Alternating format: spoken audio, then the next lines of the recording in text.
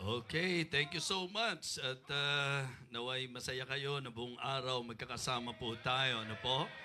Pagka ganito sitwasyon, parang napapa-praise the Lord ako lalo. Ano po? It is always my joy to be with the people whom the Lord entrusted to me. Talagang laging masaya po ako. Ewan ko kung daman niyo po yon, di ba? Kaya nga pati CYA, natinan ko eh. Ha? CYA ba yon? Di ba, natinan ko kanina. Tapos nag-request pa nga ako. Tapos may mga comment pa po ako, no?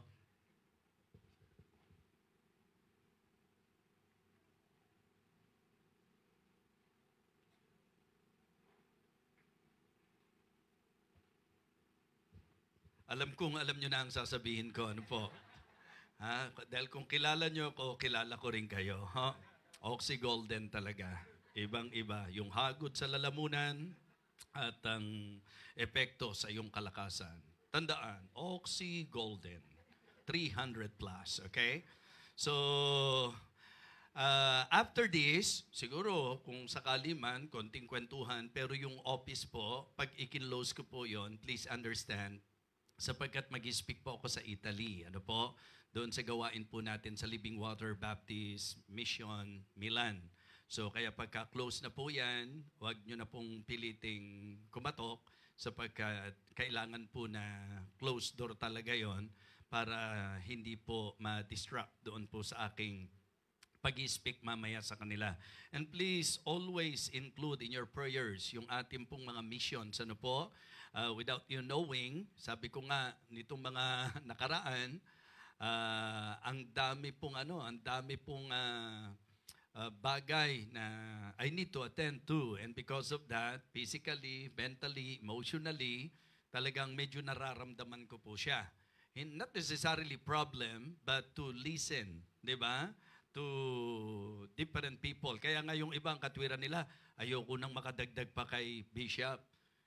Di bali na kayong dumagdag. Wag ho yung kung kailan malala at saka nyo po ako kasi ang bigat ng impact. Ano ho? Ang bigat ng magiging dating. Kasi ang buhay ko naman talaga para sa inyo eh. So, kaya don't hesitate po mga kapatid. Wag ho tayong magkaroon ng hesitation that if you need me, just message me, and then one thing is sure, hindi lang ako magre-reply sa inyo, tatawagan ko pa po kayo. Okay? At pagka hindi ko po na-replyan, ang ibig sabihin lang noon, either nakita ko man, pero that moment, hindi po pwede. Okay? So, as simple as that. Ang ganda po na nagkakaintindihan po tayo sa ganyan. Ano po? So, ngayon po ay nagpapasalamat din ako sa magandang service natin kanina. Okay? Blessing po ang service natin kanina. And how I wish na tuwing service po natin, aware ang bawat isa na nasa service tayo. Yun po yung lagi nyong tatandaan para sulit na sulit tayo. Pag umattend kayo ng church, itatak nyo sa isip nyo, sa puso nyo, nasa service ako. Wag na wag kayong bibilang sa mga samahan ng mga wala sa sarili. Alam niyo po ba yun? Meron pong ganong kapisanan eh. Yung mga samahan ng mga wala sa sarili. Yung bang nasa loob ng church, pero parang wala sa sarili. Okay? So kaya make sure na focus po tayo kung paano ang inyo pong pastor ay nagsisikap na talagang lagit-lagi, konting pagkakataon lang, hindi ko palalagpasin para po talaga magstay po ako dito. Ano ho? Kung okay lang sa Panginoon yun, dito na lang ako lagi. Mas gusto ko po sana eh. Kaya lang, iba talaga eh. Yung tawag ng Panginoon, yung ministry, iba po talaga. By July, baka madaming beses na hindi na naman tayo magkakasama. At ipag-pray nyo po yung coming camp ng London, 'di ba? Yung gawain po natin sa London. So, yun po'y labanang muli, lipad, pangangaral, tas anniversary po ng Berean Bible Baptist Church sa Leeds, England, po sa UK. So, kaya trabaho po 'yon. Masarap lang isiping lumilipad, pero trabaho po 'yon. 'Yun po ang totoo po niyan. Okay? Kung ready na po kayo, buksan niyo na po ang inyong mga Biblia sa talatang gusto ninyo. Tapos, pagbulayan nyo po at pagkatapos niyan, uwian na po tayo. 2 Timothy chapter 2, please. 2 Timothy chapter 2. Be a vessel for the master's use. Be a vessel for the master's use. 2 Timothy chapter 2. Kung nakita na po, verses 20 and 21. Okay, sa unang pagbasa, I want to request the congregation to please read our text, 2 Timothy chapter 2, verses 20 and 21. Ready, begin.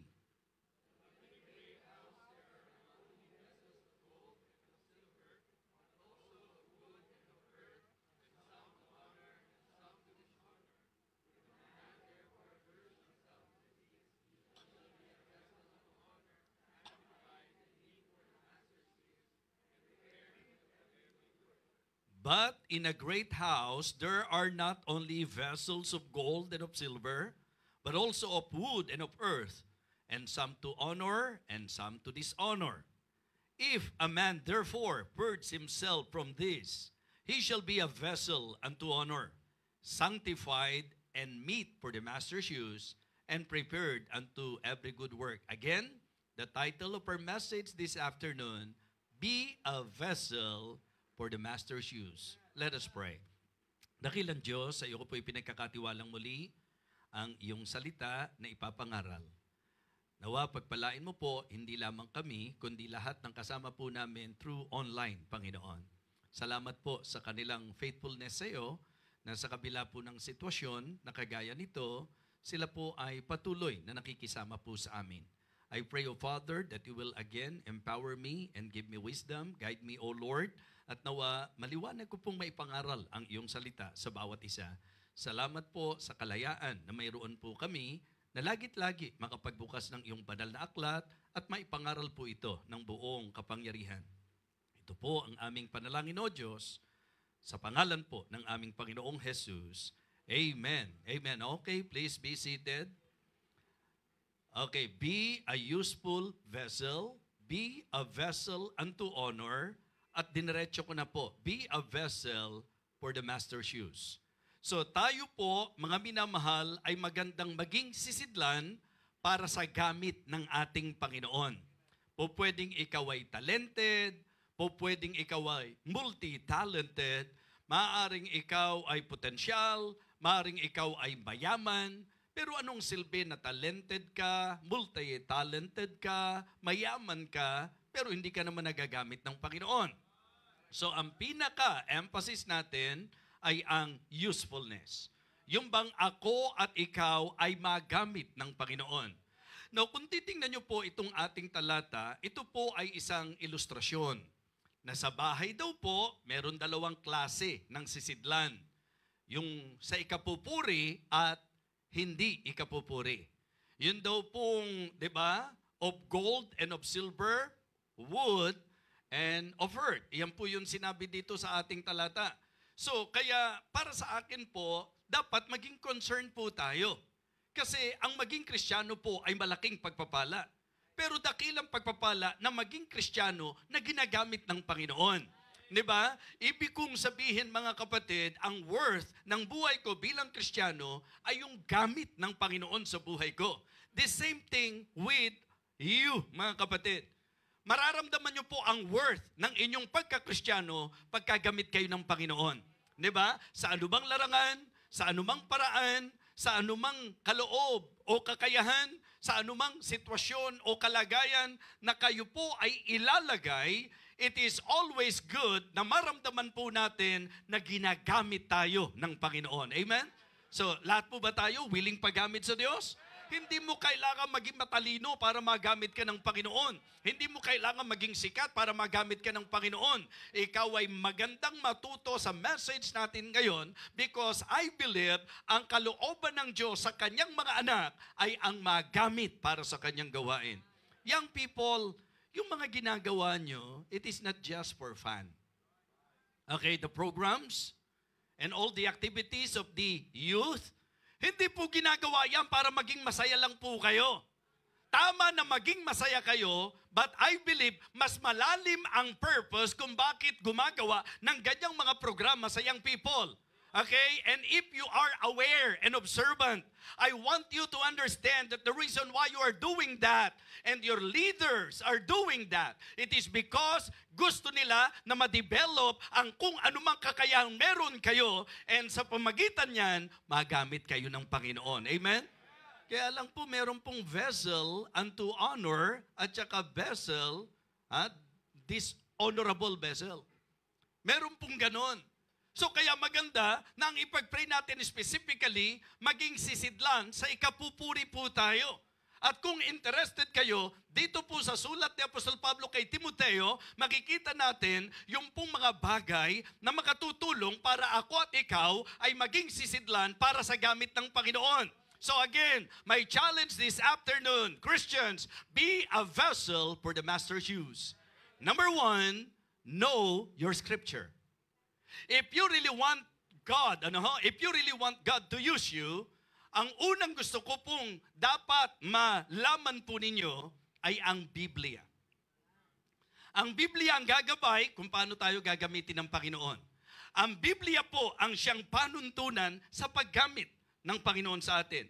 Biblia ang magiging batayan para sa paggamit ng Panginoon sa atin. Tingnan niyo po, angatan niyo po sa verse 15.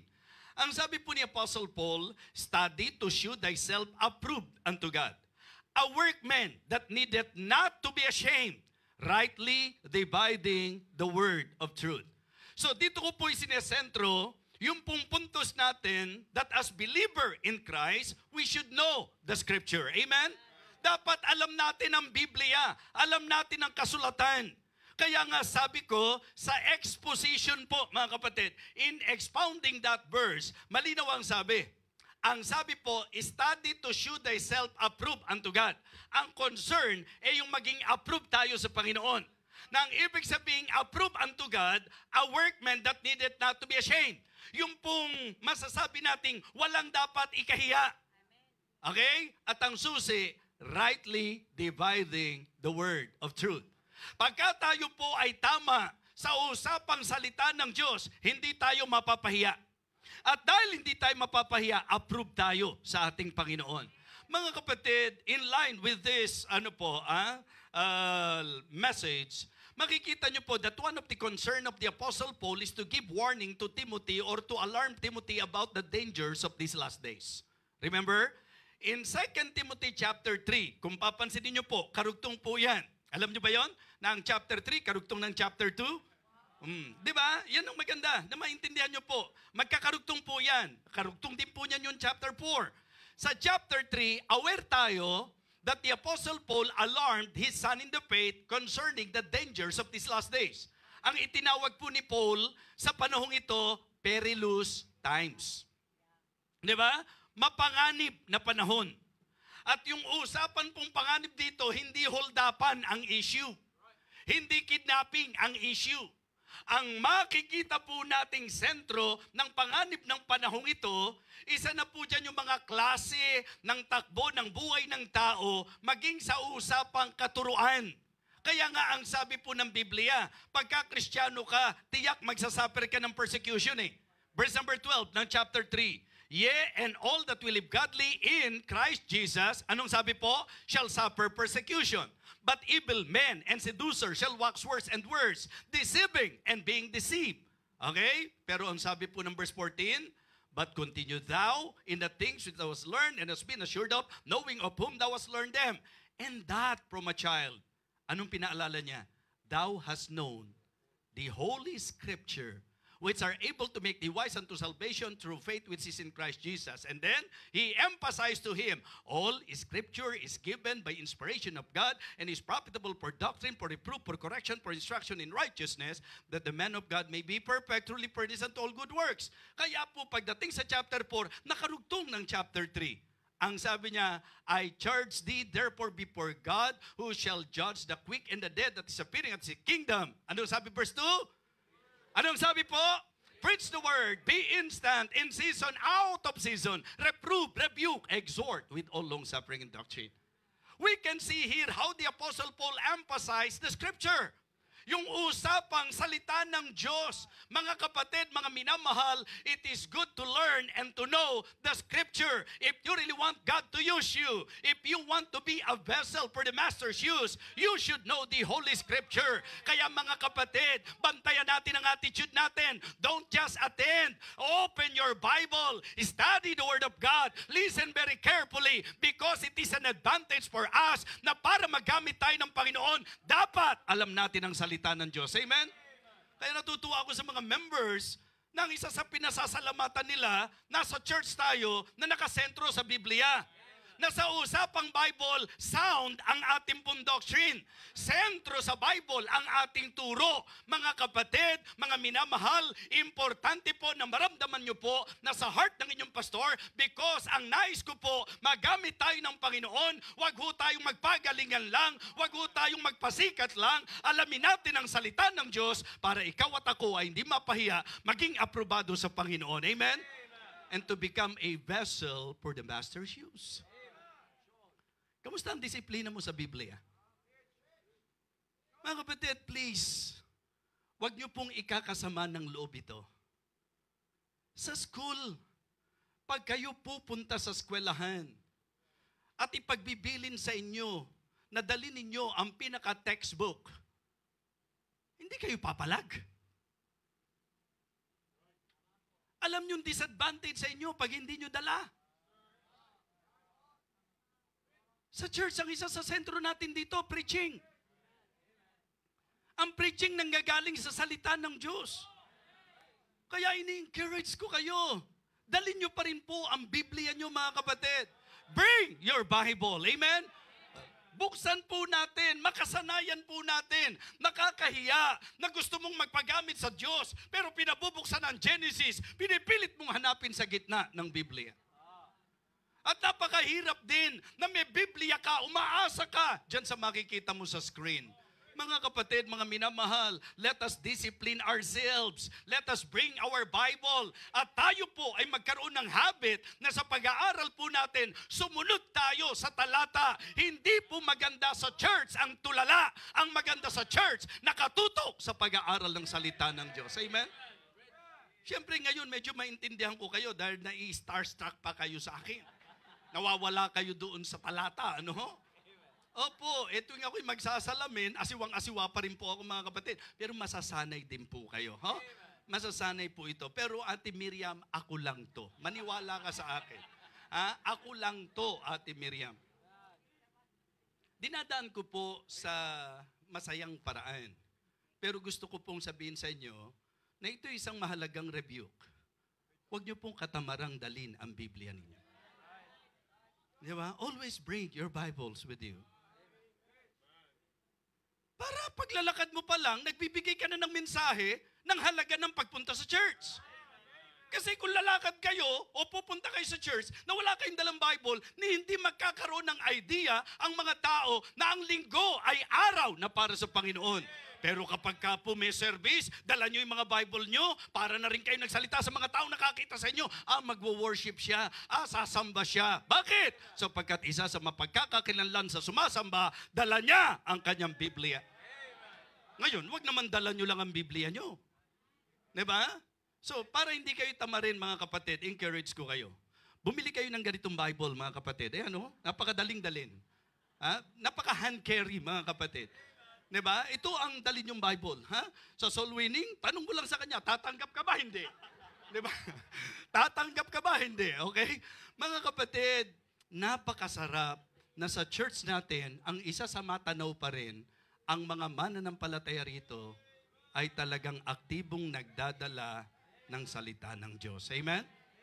Hindi tayo magdadala ng Biblia bilang pakitang tao. Magdadala tayo ng Biblia para maghatid ng mensahe. Huwag mangyari na sa buhay natin, wala kayong panahon na sasamba kayo sa Diyos. Now, hindi naman magandang dala mo nga lagi ang Biblia mo, pagdating naman sa bahay, hindi ka nagbubukas ng Biblia. Diba? Puro FB ka na lang.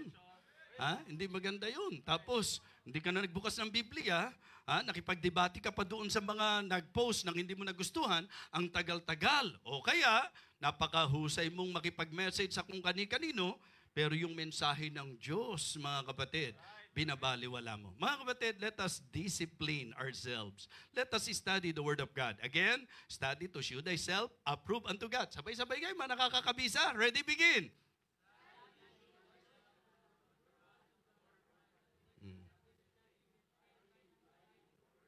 Kaya naniniwala ako, may mga Baptist na naniniwala rin sa speaking in tongues, no? Pagka pinagre-recite mo ng verses, that you shall self-absorb. Mga kapatid, know your scripture. Second, know your seal. dapat alam mo rin yung tatak mo. Alam mo yung may-ari sa'yo kung sino. Kung ikaw ay Kristiyano, dala mo ang pangalan ng Panginoon. Ang sabi ng verse number 19, nevertheless, the foundation of God standeth sure. Having, at ano raw yun? The Lord knoweth them that are His. And let everyone that nameth the name of Christ depart from iniquity.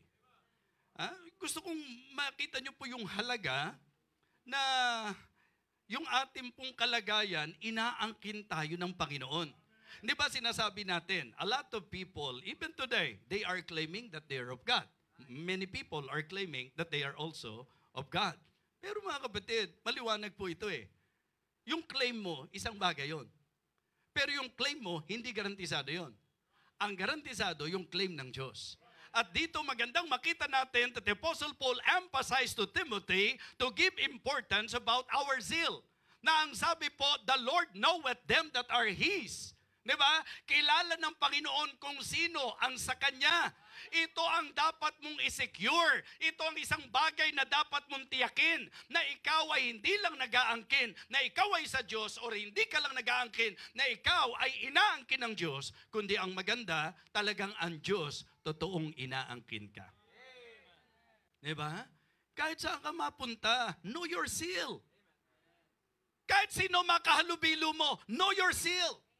Diba? And be reminded always, alam ng Diyos kung sino ka talaga. Alam ng Diyos kung ano yung totoong ikaw. At ang Diyos ang final basis, mga kapatid. Only God is guaranteed. The claim of God is very important. Therefore, yun ang dapat nating siguruhin. Matthew chapter 7. Matthew chapter 7. Anong sabi po ng verse number 20? 21 and 22. Matthew chapter 7, verses 20, o siguro 21 na natin simulan. 21. Not everyone that saith unto me, Lord, Lord, shall enter into the kingdom of heaven, but he that doeth the will of my Father which is in heaven. Verse 22. O verse 22, ang sabi po, many will say unto me in that day, Lord, Lord, have we not prophesied in thy name? And in thy name have cast out devils, and in thy name done many wonderful works? Anong sabi ng 23? And then will I profess unto them, I never knew you. Gaano kasakit yung dinidisown ka? Diba? Gaano kasakit sa palagay nyo po ang kalagayan na ikaw ay nag-aangkin at yung inaangkin mo, hindi ka inaangkin. Yung hindi ka kine-claim na sa Kanya. Mga kapatid, know your seal. Sa Diyos ba tayo talaga? Para maging vessel for the Master's use tayo, kailangan po, alam mo yung tatak mo. Alam mo dapat na ikaw ay isa sa inaangkin ng Panginoon. Know your seal.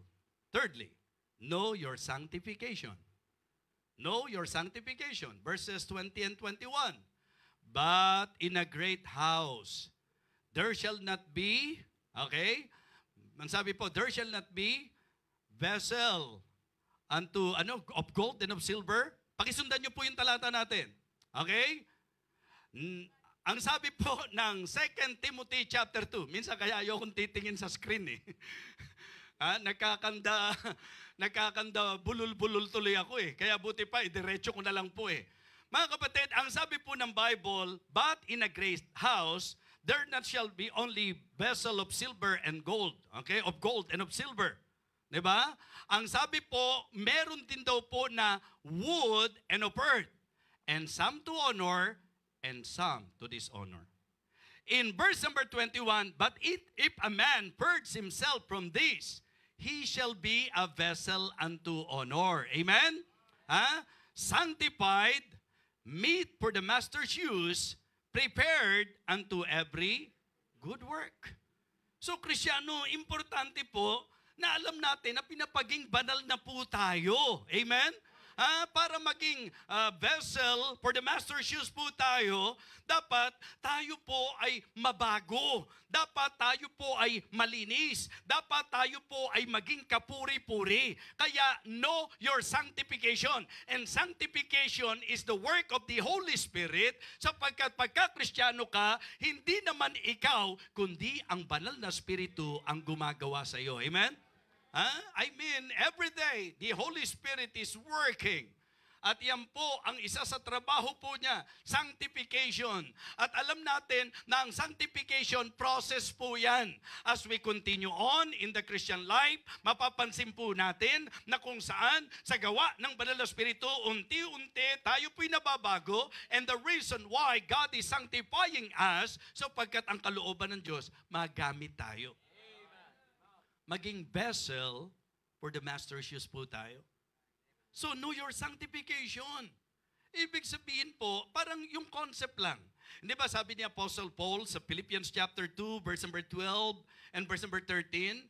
Hindi ba? Ang sabi niya, beloved, ang sabi niya, not only in my presence, wherefore, my beloved, not all, as always, not all, as you I have always obeyed, not as in my presence only, but now much more in my absence. Anong sabi niya? Work out your own salvation with fear and trembling. So verse number 13, ang linaw, for it is God which worketh in you both to will and to do of His good pleasure. Sa usapang kalikasan, hindi naman natin kalikasan yung maglingkod eh. Hindi naman natin kalikasan yung magpagamit sa Diyos eh. Hindi naman natin kalikasan po yan.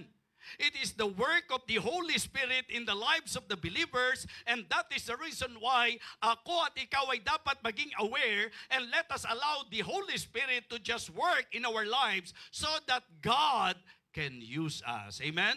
Para maging useful vessel tayo. Kadalasan po, kaya hindi tayo magamit ng Panginoon, may mga mas pinipili tayong yakapin sa buhay natin na hindi naman iyon ang kalooban ng Panginoon. Diba? Nakakalungkot isipin po yan na alam natin that every day sa buhay natin, mula nung masave tayo, gumagawa ang Banal na Espiritu, binabago tayo, pinapurge niya tayo, pero minsan, kumukontra po tayo. Okay? And then know your stand. Alam mo rin dapat kung saan ka dapat tumayo. Kaya dito po pwedeng isama pa rin po natin yung konsepto na pag alam mo ang salita ng Diyos, alam mo kung saan ka dapat tumayo. Amen?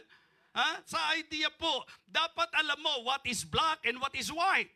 Kung ano po yung dapat, kung ano yung hindi dapat, kung ano yung pwede, kung ano yung hindi po pwede. Kung ikaw ay Kristiyano, dapat may tayo ka, dapat may stand ka, dapat may conviction ka. Hindi po pwedeng Kristiyano ka na, hindi ka maninindigan kung ano ang tama, hindi ka maninindigan kung ano ang totoo, hindi ka maninindigan kung ano ang kalooban ng Panginoon. Tandaan po natin, ang isang taong may stand, anuman ang mundo, hindi siya patatangay.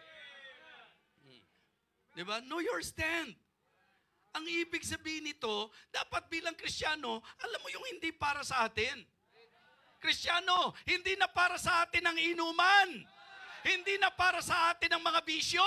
Hindi na para sa atin ang kamunduhan. Hindi na para sa atin ang kalayawan. Mga kapatid, importante na malaman po natin ang dapat tayo natin bilang Kristiyano. Kung wala kang paninindigan, paano ka gagamitin ng Panginoon? Sabi nga ni Pastor Saldi Maritan, mabuti pa ang katol, may stand. Kaya madaling matepok ang lamok. Diba? Ang hirap nung katol, walang stand, nandun lang yan. So mga kapatid, pagka po ang Kristiyano may stand, tepok ang diablo. Diba? So, importante yun eh. Hindi po pwedeng gusto mo magamit ka ng Diyos pero wala kang conviction. Hindi pwede yun. Young people, naintindihan niyo ako? Di ba? Gusto mo nagagawa mo pa rin lahat. Tapos, pagka nasa church, ang mga forma mo, kala mo talagang useful vessel ka. Minsan gusto mo, ikaw pa naka-front. Minsan gusto mo talagang kitang-kita ka ng mga tao. Mga kapatid, kitang-kita ka ng mga tao, pero hayag na hayag ka sa Diyos. Opo. Yung tao pwedeng nakikita yung pagpapasikat mo, pero yung Diyos alam kung anong totoo sa'yo. Importante po na ito ay ating maunawaan. And please, if you really want God to use you, if you really want God, na talagang ikaw ay maging vessel para sa gamit sa Kanya, you should know your standards. Standards. Church, hindi naman kailangan magkaroon ng mahigpit na pastor para maintindihan natin ang tamang standard eh. Lahat ng ito lulundo pa rin sa sinabi ng Biblia eh. Diba? Yung sinabi ng Biblia. Kung kaya mong manamit ng ayos sa mga formal na gathering, ba't hindi mo kakayaning manamit ng maayos kapag ka nasa church ka? Naintindihan niyo po ibig sabihin? Pagka standards, ito po yung idea na may itinalaga na ito yung para sa Kristiyano. And we are not just talking of the preferences, mga kapatid. Ang sinasabi po natin, yung deklarado at klarong-klaro na sinabi ng Biblia. At ang Biblia po ay nagtuturo sa tamang pananamit. Ang Biblia po ay nagtuturo sa tamang mga lugar, sa tamang mga practices. And as Christians, we should know our standard in order for God to use us. Amen? Para gamitin tayo ng Panginoon. So, kaya nga, sabi ko na-appreciate ko yung idea, na tingnan niyo po yung mga kabataan natin, para magawa po nila yan. Titiyakin ko po na kailangan nila ng mga ensayo, kailangan nila, at dito po, sobrang na-appreciate ko talaga ang ating resident pastor. Napakasipag. Amen? Napakasipag. Sincero talaga sa ministry.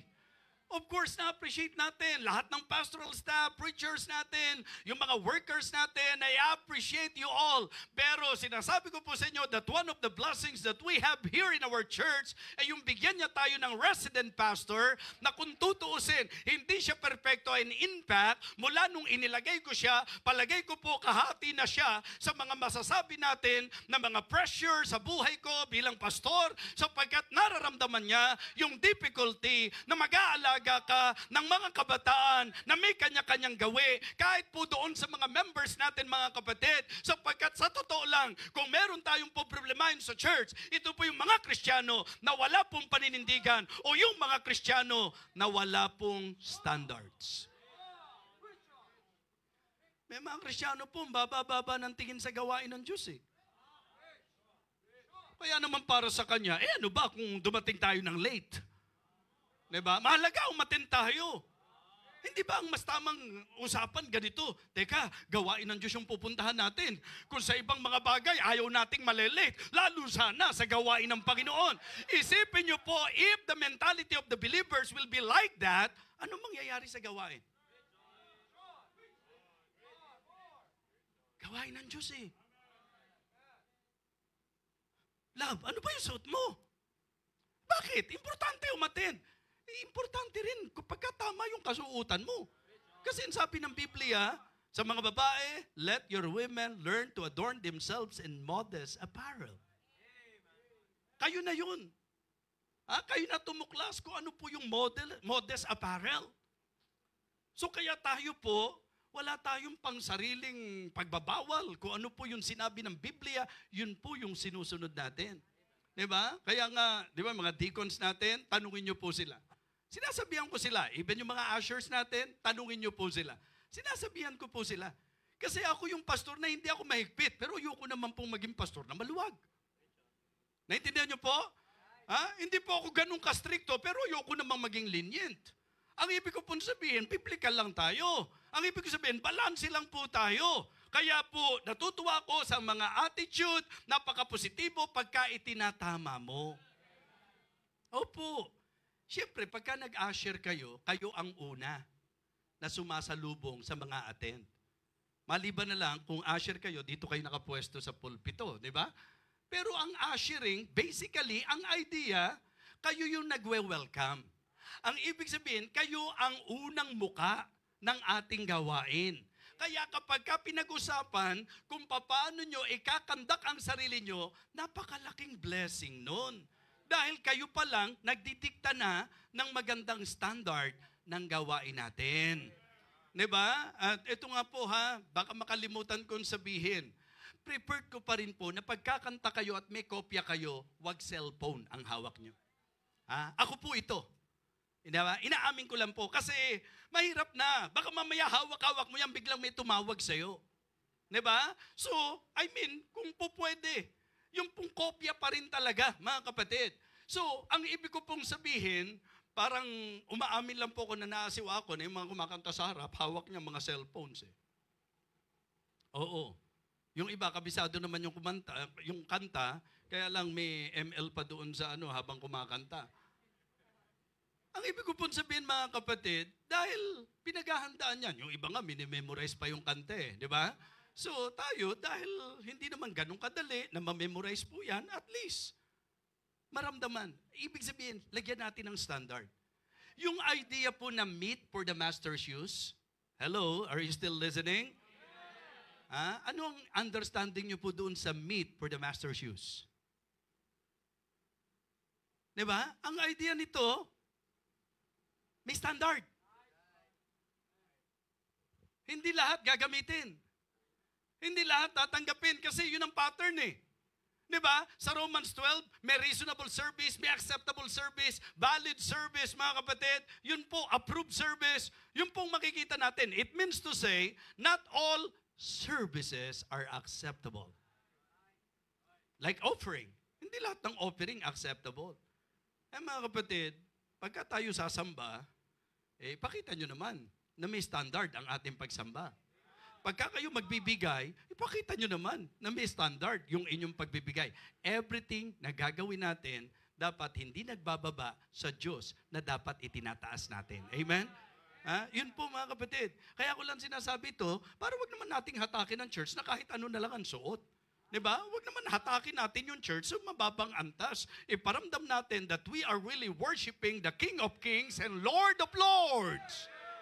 Ang sinasamba natin, yun po, yung Diyos, yung Panginoon ng mga Panginoon at Hari ng mga Hari. Kaya maganda, makita ka pa lang, may idea na magwo-worship to. Amen? Hindi yung pag nakita ka, ay mamamalengke siguro to. Diba? Ay, siguro attend ang party to. Naka-hip-hop Diba? Mga kapatid, I hope na klaro po sa inyo ang mensahe. Ang dapat maging eagerness po natin ay ang maging vessel po tayo for the master's use. Walang silbi ang buhay na nagsasabing Kristiyano pero hindi nagagamit ng Diyos. At wala rin naman pong kwenta at hindi rin po valid na nagagamit ka nga ng Diyos, hindi naman ayon sa katanggap-tanggap na paraan ng paggamit. So, if you really want God to use you, if you really want to become a vessel for the master's use, know your scripture, amen? Know your seal, know your sanctification, know your stand, and know your standard. Tumayo po tayong lahat.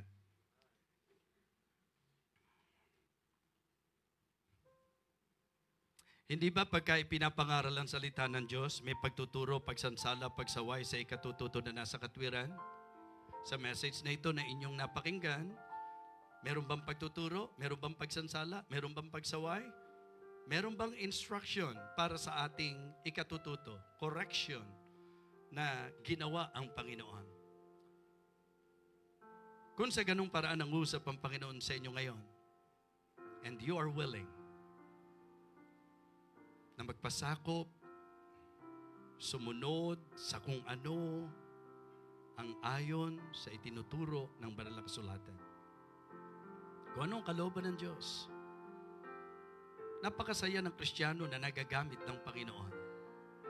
At napakasayang malaman ng Kristiyano na katanggap-tanggap sa Diyos ang ating lahat na ginagawa. Kaya kung meron tayong dapat i-secure ngayon, ay ang maging vessel tayo for the master's use.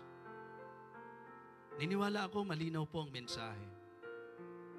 Kaya alam ko na kung ikaw ay hahakbang patungo rito, naintindihan mo ang gusto mong maging tugon sa Diyos.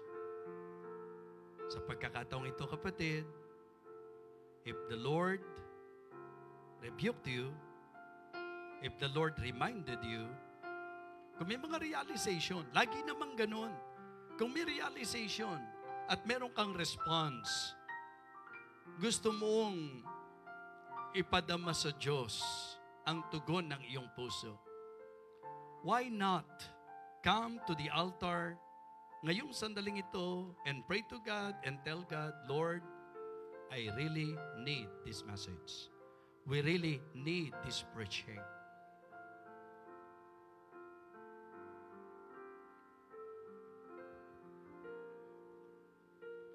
Maganda nga kung malinaw sa iyo na kaya ka lumapit kasi gusto mong sabihin sa Diyos na gusto ko pong bigyan ng panahon at pag-aralang lubos ang iyong salita.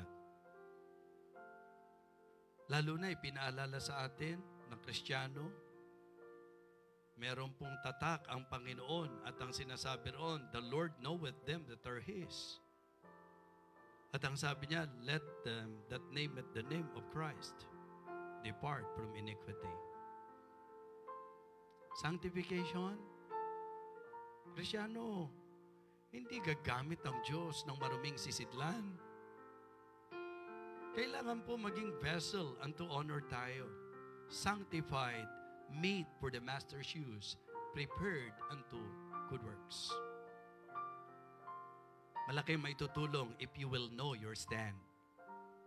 Para din sa pagkakaroon ng tamang standards. Huwag ho tayong maging parang mechanical sa ginagawa natin sa church. Laging gawin pa rin po natin na talagang makatotohanan ng bawat hakbang paglapit sa altar. Gawin natin na talagang ang paglapit natin sa altar ay talagang sinserong tugon sa kung paano nangusap, kumilos, nagtuwid ang Diyos sa ating mga kamalian. Dakilang Diyos, pinupuri ka namin at pinasasalamatan. Nawa maging matamis sa aming isip at kalooban na ang pastor po ng church na ito ay nananatiling nakatayo sa pangangaral na talagang walang ibang pinararangalan kundi ikaw. Inaasahan ko po, Diyos, na ang mensaheng ito ay nagmulat ng aming mga pananaw, magtuwid ng aming pong kamalian at mag-lead sa amin sa tamang direksyon. Nawa sa mensaheng ito, nakita namin ang kahalagahan ng pagtiyak dakilang Diyos na ang aming pong paglilingkod ay katanggap-tanggap sa iyo. Na talagang ikaw mismo, kine-claim mo po kami na kami ay totoong sa iyo. Nawa matuto kaming manindigan, Panginoon. Nawa dakilang Diyos, magkaroon po kami ng tamang standards, biblical standards. Hindi po yung higpit lang at lupit lang ng tao, kundi kung ano talaga ang standard na tinuturo mo sa iyong salita. Lord, please, ikaw po ang siyang gumamit sa amin, Panginoon. For your glory and for your honor, O Lord. Salamat po sa malambot na puso ng iyong mga anak. Nawa tatakan mo rin po ang sandaling ito sa kapasyahang ginawa ng bawat isa. Igawad mo po ang iyong basbas. Igawad mo po ang iyong pagpapala sa bawat isa sa amin ngayong hapong ito. Muli po, pinararangalan ka namin. Sa iyo po ang lahat ng kalwalatian, O Diyos. Ito po ang aming panalangin sa pangalan po ng aming Panginoong Jesus. Amen. Amen. Praise the Lord. Purihin po ang Panginoon. Maraming salamat po sa inyo at gusto kong sabihin sa inyo na masaya po ako na buong araw na nakapiling ko kayo. Purihin po ang Diyos at encouragement po para sa akin na nakita ko ang kabuuan ng gawain natin from morning hanggang hapon. Ipag-pray nyo po na yung mga morning worshipers ay makasama rin po natin ang hapon. Okay? Tawagin ko na po ang ating leader.